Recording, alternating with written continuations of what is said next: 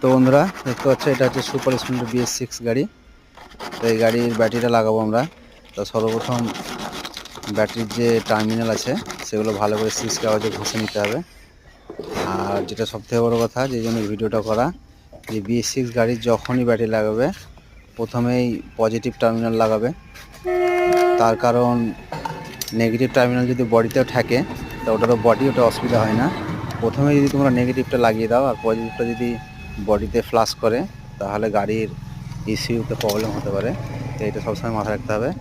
সেই জন্য সর্বপ্রথম নেগেটিভটা, পজিটিভ লাইনটা প্রথমে এবং নেগেটিভ যে টার্মিনাল আছে সেটা পরে। এটা কিন্তু বন্ধুরা মাথায় রাখতে হবে।